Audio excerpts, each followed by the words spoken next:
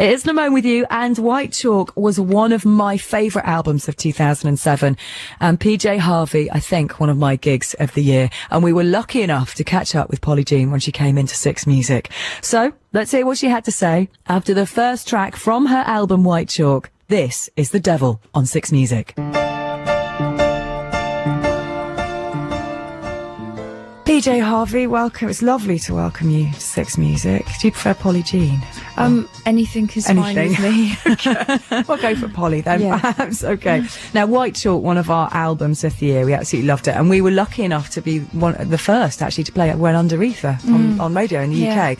And the listeners loved it. Have you been surprised by the reaction at all? Yes, I've been enormously, pleasantly surprised. Because I really didn't know what people would make of the record, and I was quite nervous about putting it out, really. It felt like such a dark little creature to me. I mean, I knew that I liked it, and I knew that I found it quite beautiful and uplifting, but I couldn't begin to imagine that other people, that it would touch them. And almost everywhere I've been, people just want to come and say thank you, and how much it has moved them and how much it's meant in their lives at this time. And it's wonderful when things like that happen, because I just could never have premeditated that.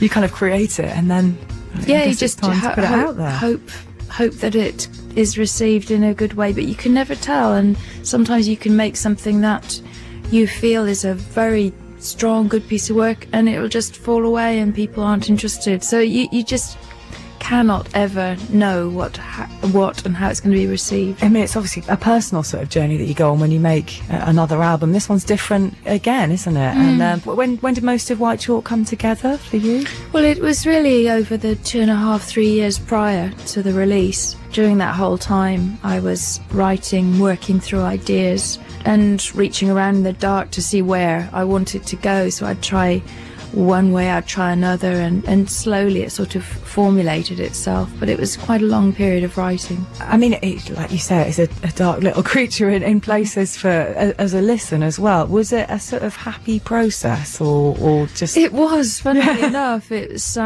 going about the work, going about the writing, the recording. It was all a very enjoyable time. And for me, and I know everyone hears it differently, but for me the darkness is so offset by the melodic beauty, and I quite like that strange push and pull that goes on between the beauty and what is going on lyrically. That was something that I was sort of interested in creating. Well, we'll come to the melody and we'll come to the piano playing in just a second. But I mean, how have you found touring without a band? Because this time it has literally just been you. Yes, it's something that I'd always wanted to do, because I've seen it's quite a challenge. I mean, it's obviously a very difficult thing to carry off, I think, to remain interesting for an hour and a half on stage on your own. On your lonesome, yeah. I saw it as something that I really wanted to throw myself into trying to do, because I've seen so many solo acts that I drift off after about 6 songs, and I thought, God, if you could keep making that interesting.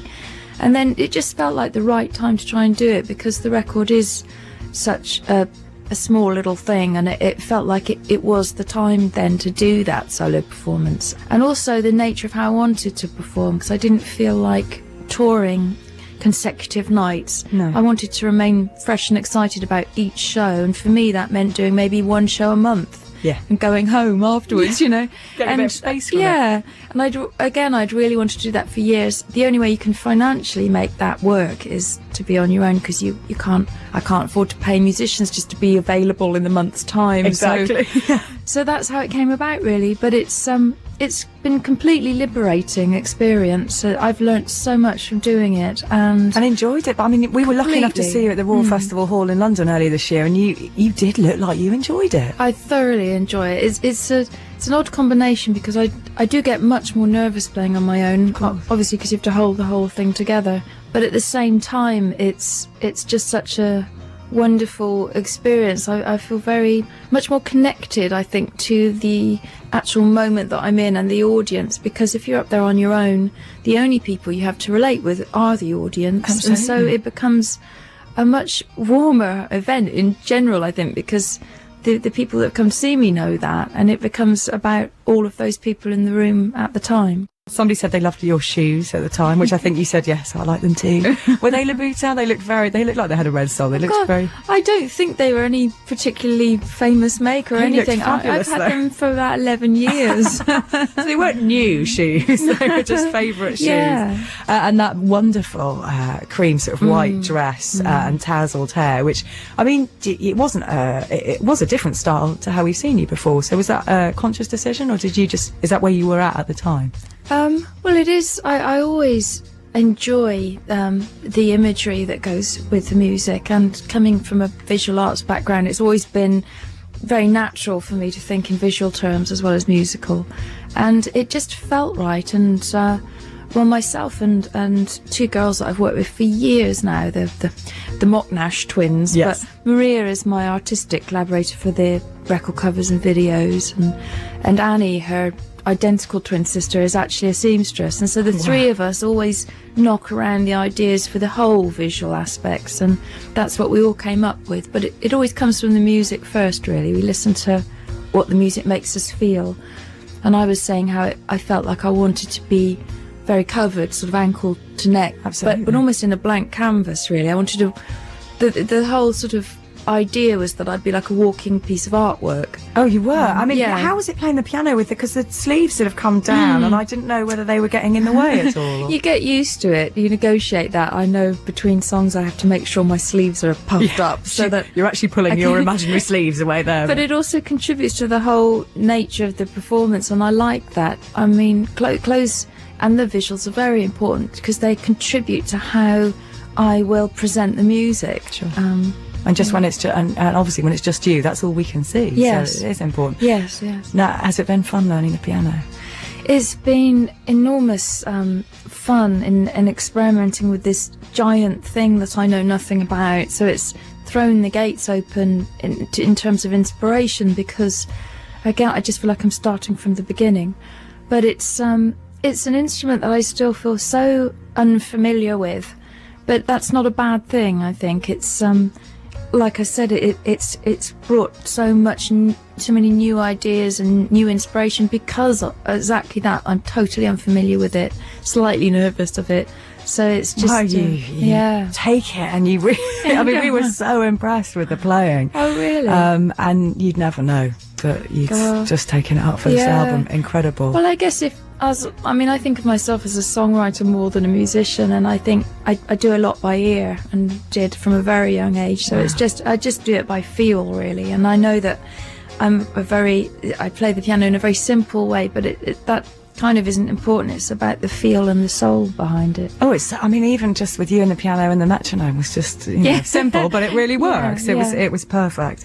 Now, lots of people, as soon as we played the album, like, oh, where'd she get the inspiration from and stuff? And are you finally prepared to shed any light on where it came from, or are you just like leaving it out there? Well, I really couldn't explain it any better than just life, and just keeping one's eyes and heart and soul open to life. I mean, that's simply it. And everything I experience, and everything that everybody experiences on a day-to-day basis, that informs my writing in the way it must inform everybody's work and the way that they conduct themselves. It's no different, really. And I think as a writer of song, that my eyes and ears and heart is always tuned in and open to what I can receive in that daily life.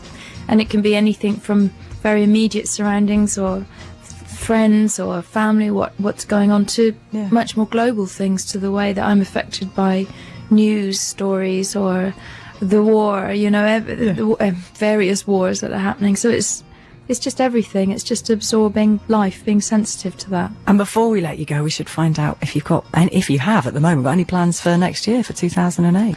Well, I'm going to continue to do live shows, maybe one a month or something.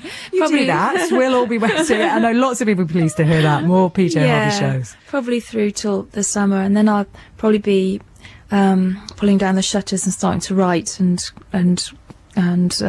build a way forward from here, because I very naturally want to start writing again, and that's a big part of. Does that start to where creep I'm into your? It does. It already is, actually. Oh, is it? Oh yeah. It's anything such a desire that I have to do.